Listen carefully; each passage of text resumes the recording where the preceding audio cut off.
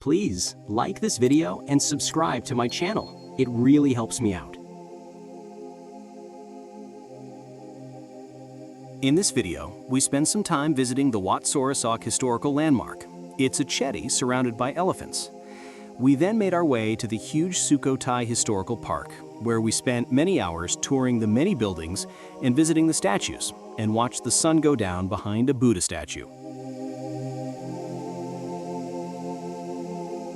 Nestled just beyond the main courtyard of Sukhothai Historical Park lies a quiet marvel, Wat Sorasak.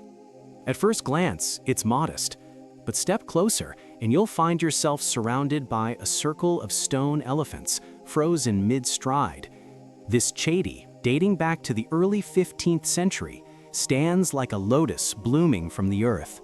Its bell-shaped stupa rises from a square base, each side flanked by proud elephant sculptures, 32 in total.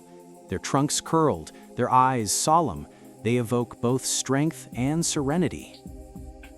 We continue our journey on to Sukhothai Historical Park, a UNESCO World Heritage Site that takes us back to the 13th century, when the Sukhothai Kingdom gave birth to the Thai alphabet, the Loy Krathong Festival, and a golden age of art and architecture.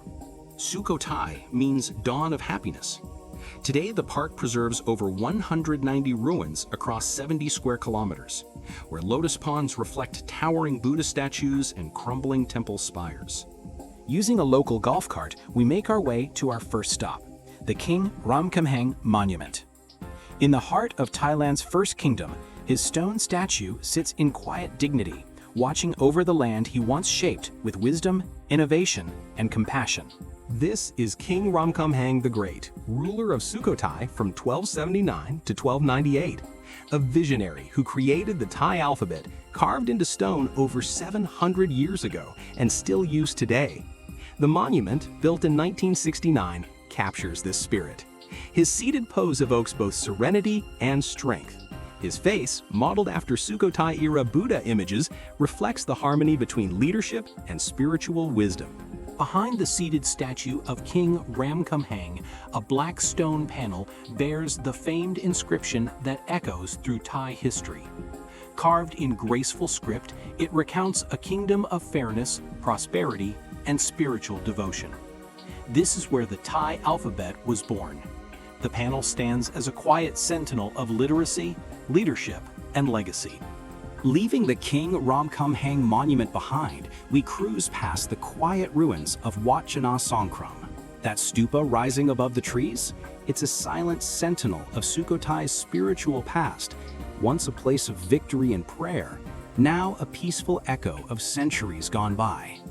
In the western zone of Sukhothai Historical Park, where lotus blooms drift across ancient waters, are the ruins of Wat Sra Sri.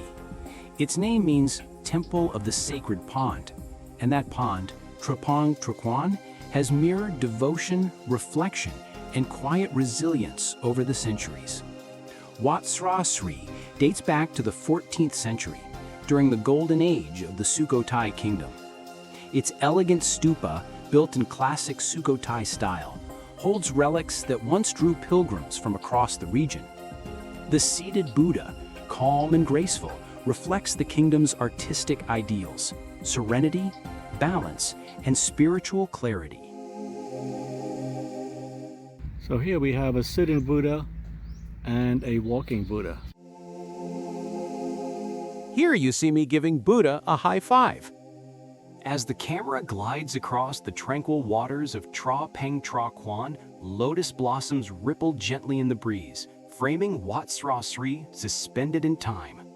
Wat Sra Sri is a monument mirrored in the surrounding waters.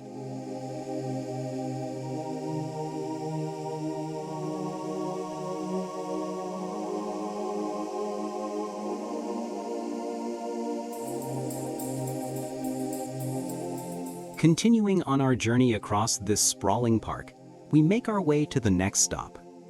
Tucked into the northern edge of Sukhothai Historical Park is Wat Si Chum. Its name, Temple of the Bodhi Tree, evokes the sacred fig under which the Buddha attained enlightenment. And here, nestled within the mandap's narrow chamber, sits Pra Achana, the Buddha who is not afraid. As we enter the mandap, we see the towering 15 meters high statue of Buddha. This serene figure gazes outward through a slender opening, as if watching over the kingdom that once flourished here. In the 14th century, this temple was more than a place of worship. It was a stage for inspiration. According to legend, King Nareswin rallied his troops beneath this very statue. The walls of the mandap still bear ancient inscriptions, etched in early Thai script, that speak of Sukhothai's founding ideals of wisdom, compassion, and sovereignty. The pose is Dhyana Mudra, legs folded in meditation, hands resting in calm unity. It recalls the moment of enlightenment beneath the Bodhi tree, where stillness overcame suffering. So right here, just outside Wat Si Chum, there's this mango tree, and it's not just old, it's ancient. Over 200 years of standing guard beside one of Sukhothai's most iconic temples. Locals say it's seen generations of monks, travelers, and dreamers pass beneath its shade. And honestly, you feel it. Here is our guide Sunny showing us how big the trunk of this tree really is.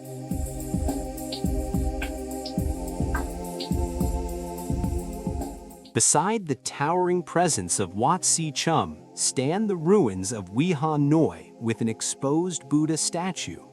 No grand spires or monuments, just a solitary Buddha statue in a seated pose.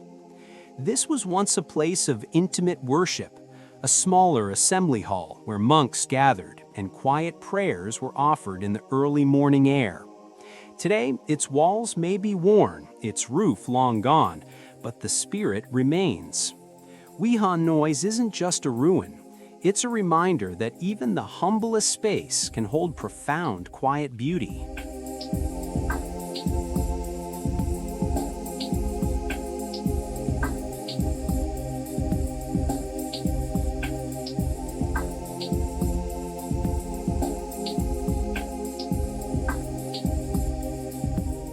After cruising through the serene grounds of Sukhothai Historical Park, we arrive at the entrance to Wat Si Chum.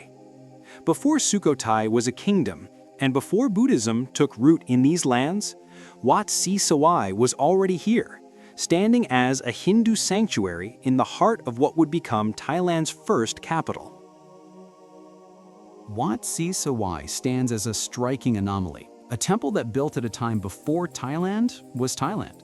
Originally built in the late 12th or early 13th century by the Khmer Empire, this sanctuary began as a Hindu shrine dedicated to Shiva. You'll see it in the architecture. 3 towering prangs shaped like corn cobs, classic Khmer design, rising into the sky. These prangs once housed sacred relics and statues of Hindu deities, Shiva, Vishnu, and Brahma, Indian gods that predate the rise of Thai Buddhism. As the Sukhothai Kingdom emerged, Wat Si Chum was transformed into a Buddhist monastery.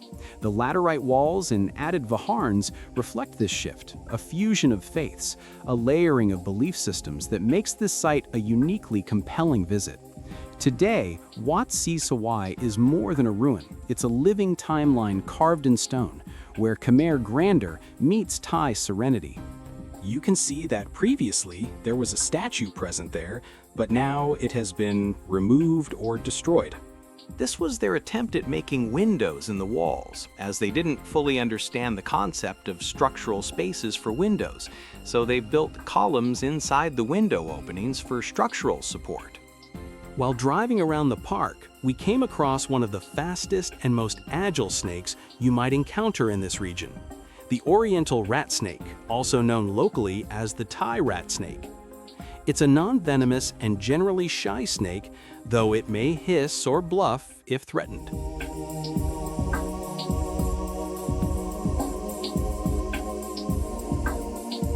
In the center of Sukhothai Historical Park, where lotus ponds shimmer, stands Wat Mahathat, the temple of the Great Relic. This was no ordinary sanctuary. It was the spiritual nucleus of the Sukhothai Kingdom, built in the 13th century under King Sri Indraditya, the dynasty's founding monarch.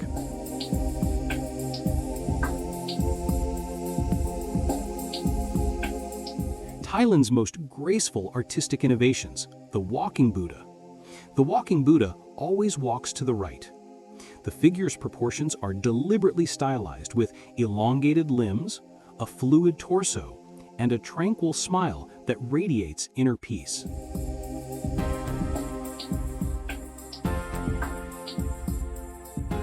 Check this out. In each corner of the temple, you'll spot either 2 or 3 stone tablets embedded in the ground. They're not just decoration. They actually tell us this place was off limits to the public, used only by the royal family for prayers and offerings. We stood silently and watched the slow setting of the sun behind a beautiful Buddha statue in the distance.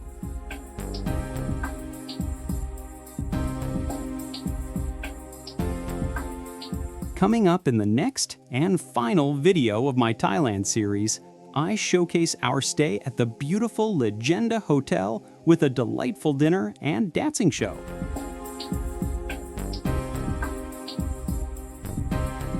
The following morning, we visit the famous Pra Prang Samyat, also known as the Monkey Temple, before heading back down to Bangkok, where our trip ended.